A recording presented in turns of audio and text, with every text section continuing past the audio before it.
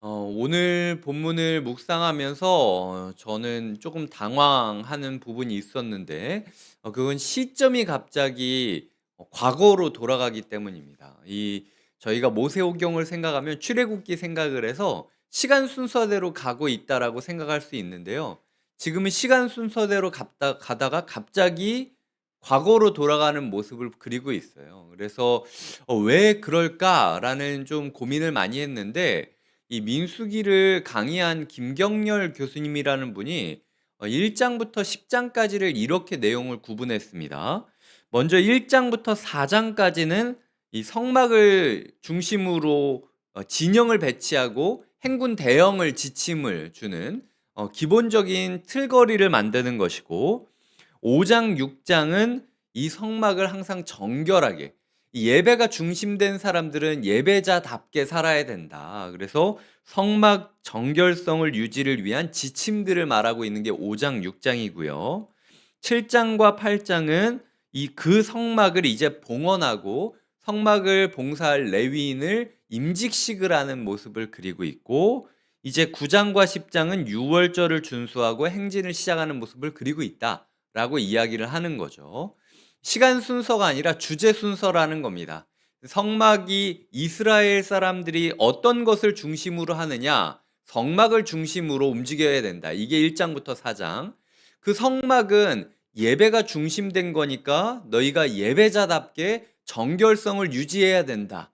수동적으로는 부정한 사람들을 잠깐 진영에서 밀어야 되고, 능동적으로는 나실인들을 되기를 추구해야 되고 꿈꿔야 된다라는 게 5 장, 6 장이고요. 이제 7 장과 8 장은 그 안에 실제로 봉사하게 될 성막 봉헌식과 레위인 임직하는 장면이 나오고, 이제 9 장과 10 장에는 모든 걸 마무리 지고 출발 준비를 마무리 짓고 유월절 제사를 이제 광야에서 첫 번째로 드린 후에 행군을 시작했더라라는 게 10 장까지의 스토리다라고 보시면 될 것 같다라는 거죠. 오늘 본문을 통해서 저는 크게 5 가지로 좀 묵상을 하게 되었습니다. 첫 번째로 하나님을 만나게 될 그곳을 사랑해야 된다라는 묵상을 하게 되었습니다. 이 1 절과 2 절을 1 절을 보면요. 장막 세우기를 끝냈죠. 그것에 기름을 발라 거룩히 구별하고 기구와 제단과 그 모든 기물에 기름을 발라 거룩히 구별한 날에. 사막 여정을 시작해야 되기 때문에 조금 기름칠이 필요했을 수도 있고요. 향기가 나기를 바라는 마음이 있었을 수도 있고, 그리고 나중에 이제 왕을 세우거나 할 때 이제 거룩한 기름을 부어서 세우지 않습니까? 하나님께서 임하실 그곳을 향하여 마치 회막에 기름칠을 하면서 아껴주는 모습을 그리고 있다라는 거죠. 제가 중고차를 샀기 때문에 차를 그렇게 아끼는 편은 아닙니다. 얼마 전에 세차를 하러 세차장에 가서 이렇게 닦으려고 준비를 하다 보니까 주변의 사람들이 엄청나게, 되게 추운 날씨였거든요. 아침이었습니다. 그런데도 엄청나게 그 소위 왁스칠, 광질을 하고 있더라고요. 그래서 아니 이 한겨울에 그 차가 뭐가 그렇게 귀하다고 저러다가 감기 드는 거 아니야? 물을 뿌리고 막 걸레로 칠하고 뭐 왁스칠을 뭐 바르고 또 덧대고 바르고, 근데 그들의 표정 가운데 짜증이 있는 게 아니었어요. 너무 사랑하는 겁니다. 자기 차를 너무 사랑해서 그거 다 나무 밑에 세워 두면은 뭐 새똥 떨어지고 열매 떨어지고 그럴 거 뻔한데도, 그럼에도 불구하고 내 차가 너무 소중하니까 기름칠을 하면서 행복한 미소를 짓고 있는 그 모습을 제가 보게 되었어요. 예전에 저희 자랄 때 어르신들이 구두를 그렇게 또 이렇게 광칠을 하지 않습니까? 그래서 예전에 이제 어르신들 보면은 꼭 하여튼 뭐 구두 광칠을 내면서 거기에서 사실 일하기 직전이라 좀 피곤하고 잘 수도 있거든요. 좀 쉬고 나갈 수도 있는데도 '오늘 하루 일하러 가야 된다.'라는 그 사실에 대해서 내가 내일을 사랑하고 내 하루를 사랑하기 때문에 이 구두 광내는 걸로 그렇게 만족해하는 모습을 보인다라는 거죠. 하나님과 만나는 그곳에 기름칠을 좀 해야 돼요. 우리가 하나님과 만나는 그 기도의 골방, 그리고 이 새벽 예배, 그리고 내가 큐티하는 그 시간, 길거리에서 저는 예전에 고등학교 그 등하교를 할 때요.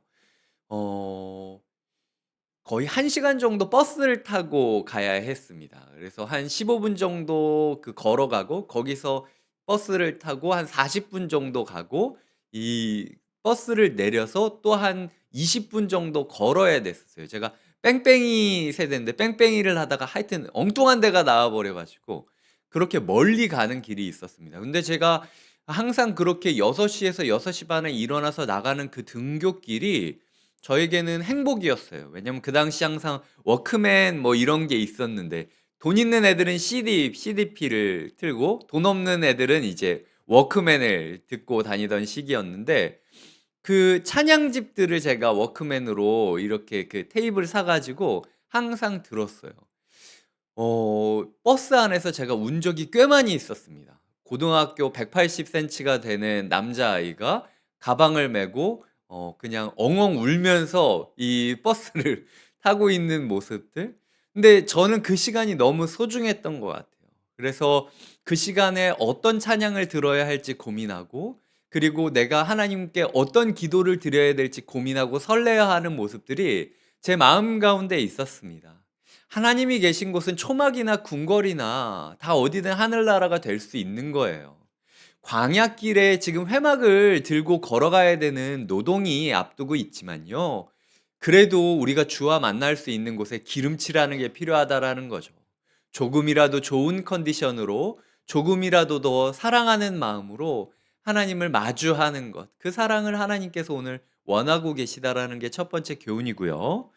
두 번째로는 "더 큰 직무는 더 큰 헌신이다."라는 것을 이야기를 하고 있습니다.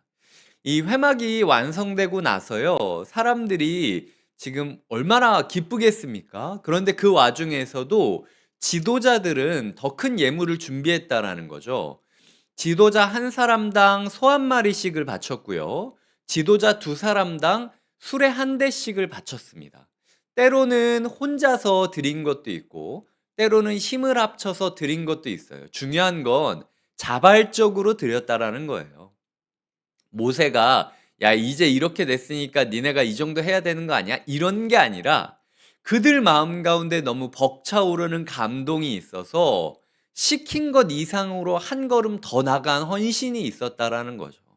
"내가 순장이면 여기까지만 하면 되지."라고 목사가 얘기했는데도 한 걸음 더 나가는 지점이 있고, "내가 봉사자로서 여기까지만 하면 되지."라고 하는 게 있음에도 불구하고 한 걸음 더 자발적으로 나가는 모습들이 있었다라는 겁니다. 이게 너무나 귀하고 너무나 아름답다라고 이야기를 하고 있다라는 거죠. 교회 안에서요, 너무 큰 직분이나 너무 큰 자리를 구하지 않으셨으면 좋겠습니다. 저는 약간 못된 심보가 있어서 하고 싶은 사람은 왠지 안 시켜야 될 것 같고, 나는 할 자격이 없다고 생각하는 사람이 진짜 자격이 있다고 생각하는 사람이에요. 왜냐면 저 스스로도 제가 뭔가 할 수 있다라고 생각할 때마다 하나님이 저를 막 꺾고 치고 막 몸을 때리셨고, 할 수 없다라고 생각했는데 저의 이 목덜미를 잡고 여기까지 데려오신 거잖아요.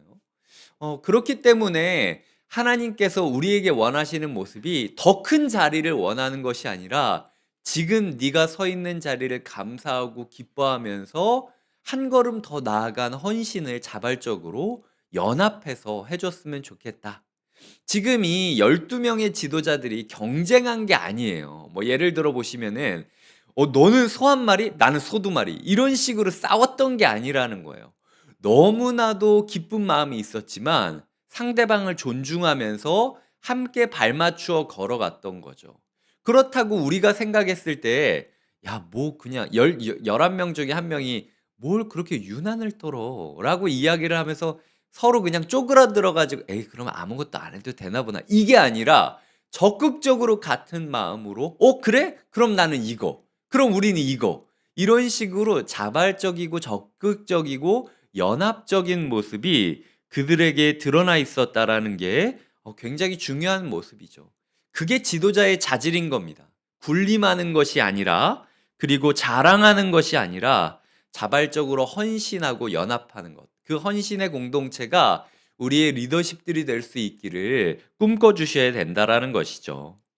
세 번째로는요. 헌신하는 자에게 각기 직임대로 하나님께서 축복을 부어 주신다라는 겁니다. 봉사하는 자에게 하나님께서 각자에게 맡은 능력을 주신다라는 것이죠. 예를 들어 보시면은 그 12마리와 보시면은 네.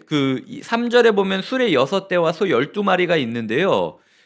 보시면은 므라리 자손에게 수레 넷과 소 8 마리를 주었습니다. 압도적으로 많이 주었죠. 근데 제가 민수기 이야기하면 계속 므라리 자손에 대해 말하고 있지 않습니까? 가장 무거운 걸 들고 다녀야 되는 사람이었어요. 만약 이 시기가 오기까지 이 사람들이 '가장 무거운 거를 왜 하나님이 우리한테 맡겼을까?'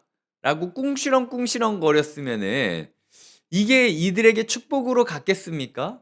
하나님께서는 필요한 거를 미리 필요한 능력을 미리 허락해 주신다라는 거죠. 짊어져야 될 능력을 미리 허락해 주고 계시다라는 겁니다. 지금 이 예물을 받은 시기와요. 레위기가 전파되고 있는 그 시기가 거의 비슷한 시기입니다. 레위기를 한 달 동안 설교를 했는데 모세가 그 한 달 동안의 설교 가운데 지금 거의 한 초반부에서 지금 이 재물이 들어왔고 요거를 분배하려는 타이밍에 있는 거예요. 그렇기 때문에 이 므라리 자손에게 둘 중 하나겠죠. 말씀이 선포되고 '아 이걸 내가 어떻게 하지?' 하는데 갑자기 그 수레 넷과 소 8 마리가 온 걸 수 있고, 그게 아니면은 반대로 수레 넷과 소 8 마리가 와 가지고 '아싸! 하나님이 왜 이렇게 우리를 예뻐하지?' 했는데 알고 보니까 제일 무거운 걸 들고 가라고 한 걸 수도 있어요. 그래서 학자들마다 요게 뭐가 먼저냐에 대해서는 조금 논란이 있는데 어쨌든 둘 중 하나의 모습이라는 거죠. 하나님께서는 봉사해야 되는 사람에게 능력 주신다라는 겁니다. 불러 주셨으면 책임져 주시는 게 하나님의 모습이라는 것이죠. 하나님께서 나에게 더 큰 거를 주셨다라고 느끼십니까? 더 큰 헌신이 필요한 거예요. 하나님께서 나에게 더 작은 거를 주셨다라고 여기십니까? 그거는 우리가 더 막 '왜 저 사람만 저거를 줘요?' 이렇게 할 필요가 없다라는 거예요. 내가 가벼운 것을 받은 것만큼 내가 감당해야 되는 게 조금 더 특별할 수 있어요. 왜냐하면은 이 수레를 덜 받고 소를 덜 받은 고핫 자손들은 어떤 일을 했습니까? 어깨로 메야만 되는 일을 했어요. 가장 또 힘들 수 있지만 그럼에도 불구하고 성전 안에 가장 귀한 집기들을 만져야 되는 영광이 주어졌다라는 거죠. 그렇기 때문에 자꾸 주변 돌아보면서 "너는 얼마 받았어? 너는 얼마 받았어?" 뭐 이런 식으로 이야기할 필요가 전혀 없다라는 것이죠. 하나님께서는 봉사하는 자에게 그를 짊어진, 그 봉사를 짊어진 역량 또한 주시는 분이다. 이게 세 번째고요. 그리고 네 번째는 우리의 삶에 있어서 자꾸 비교하지 말라는 거예요. 만약 고핫과 므라리와 게르손 자손들이 서로 "수레 몇 마리 받았니? 소 몇 마리 받았니?" 이랬으면요. 딱 네 글자입니다. 소탐대실이죠. 이거 소 몇 마리 받았는지가 그렇게 중요합니까? 지금 이스라엘 가운데 한가운데에서 예배를 책임져 주어야 되고, 내가 들지 않으면은 예배가 이루어지지 않는다라는 거룩한 자존감을 가지며 살아갈 수 있는 사람들이 고작 그 수레 몇 개인지 소 몇 마리인지 가지고 아웅다웅하다 보면요. 다 죽게 된다라는 겁니다. 소탐대실하지 말아라. 자꾸 교회 안에서 저 사람도 저거 하니까 나도 이거 달라. 저 부서 저거 하니까 우리도 이거 하겠다. 이런 식으로 우리가 떼어먹기 하듯이 교회에서 살지 말아라. 하나님께서 말씀하고 있다라는 겁니다. 이 매일 성경을 보다 보니까 뭐 사역의 성격을 고려하지 않는 기계적인 형평성은 도리어 불공평하다라는 이야기를 하더라고요. 근데 맞는 말이라고 생각을 해요. 사역의 성격을 따라서 어떤 부분에 있어서는 더 부어줘야 되는 게 있고요. 어떤 부분에 있어서는 조금 더 아껴도 되는 게 있어요. 그런데 자꾸 주변 돌아보면서 저기서 저거 하니까 우리도 할래. 이런 식으로 나가기 시작하면은 사실은 소탐대실하는 거예요. 네. 오히려 우리는 적게 써야 더 큰, 더 귀한 은혜를 누릴 수 있는 봉사나 역할들도 있다라는 것이죠. 하나님께서 그렇게 우리에게 부어주시는 축복들을 우리가 꿈꾸며 소탐대실하지 말아야 된다. 이것이 이제 네 번째 교훈이고요. 마지막으로 다섯 번째는 교만을 경계해야 된다라는 겁니다. 이 연대표를 보시면은요, 뭐 이거 이 새벽에 설명을 하다 보면 조금 졸려올 수 있으니까. 중요한 거는 지금 이게 출애굽한 지 1년 지나고 일어난 상황이거든요. 1년 동안 이제 회막을 만들고 시내산에서 이제 회막이 딱 지어지고 나서 거의 1월 뭐 작년 1월 14일에 유월절 지내고 15일 날 출애굽했어요. 근데 올해 1월 1일 정도 됐을 때 이제 회막이 완성되고 1월 2일 정도부터 14일 정도까지 거의 그 2주간의 어간을 지금 구장 전까지 해서 모습을 다루고 있는 중인데, 그런데 지금 요 제사장이 예물을 드리기 시작하고 예물을 다 드린 이 7장 사이에 어떤 일이 있었냐면요. 체크를 해보니까 나답과 아비후가 죽은 사건이 이 사이에 있습니다. 이 귀한 상황 가운데서도 예배를 잘못 따라서 죽은 제사장의 후손들이 있었던 거죠. 이 귀한 사람들 사이에서도 고앗 자손 마음 가운데 억한 마음이 들어간 거예요. 왜 쟤네는 그 술에 몇 개 주는데 우리는 왜 술에 안 줘? 우리도 무거운데? 라는 식으로 생각했던 그 마음이, 야, 모세 진짜 불공평한데? 왜 우리만 안 이뻐하지? 야, 너만 하나님의 사람이냐? 우리도 하나님의 말씀 들을 수 있어. 이러면서 민수기 16장이 반역까지 가는 씨앗이 되기도 하는 사건이 요 술의 분배 사건이라고 저는 보고 있거든요. 그렇기 때문에 우리가 교만을 극도로 경계해야 됩니다. 이 거룩한 상황 가운데 나답과 아비후가 죽을 수 있고 고앗 자손 가운데 교만의 씨앗이 던져질 수 있다라는 거예요. 우리가 사용된다라는 것에서 만족하고 자기 만족으로 끝나는 것이 아니라 날마다 하나님께 영광 돌리며 겸손해야 된다. 하나님께서 오늘 우리에게 주시는 마지막 교훈이라는 거죠. 다섯 가지를 요약드리자면, 하나님과 만나게 될 그곳을 사랑하라. 두 번째로는 더 큰 직무는 더 큰 헌신을 뜻한다. 그렇기 때문에 자발적으로 연대하여 비교하고 경쟁하지 말고 함께 적극적으로 헌신해야 된다. 이것이 지도자의 자질이다 라고 이야기를 드렸고요. 세 번째로는 봉사하는 자에게 역량과 여건을 하나님께서 미리 준비해 주시고 또 때를 따라 돕는 은혜로 채워주신다. 이게 세 번째고, 네 번째로는 그러니까 자꾸 비교와 경쟁하며 소탐대실하지 말아라. 이게 네 번째고, 마지막 다섯 번째는 교만을 경계해야 된다. 이때에 우리의 마음 가운데 교만의 씨앗이 던져질 수도 있고 우리의 안일한 마음이 우리를 오히려 위험으로 몰고 갈 수도 있으니 잘 나갈 때에 더 조심하자. 이것이 하나님께서 오늘 말씀을 통하여 우리에게 주시는 다섯 가지의 교훈이라는 것입니다. 이스라엘 자손 가운데 축제가 시작됐습니다. 그 축제는 광야길을 걷기 위한 축제죠. 그 축제를 위하여 사람이 세워지기 시작했습니다. 우리 교회 안엔 누가 세워져야 됩니까? 어떤 자리에서 우리가 세워져야 됩니까? 함께 고민하며 함께 꿈꾸며 함께 설레야 하는 새벽이 되시길 주님의 이름으로 축복드립니다.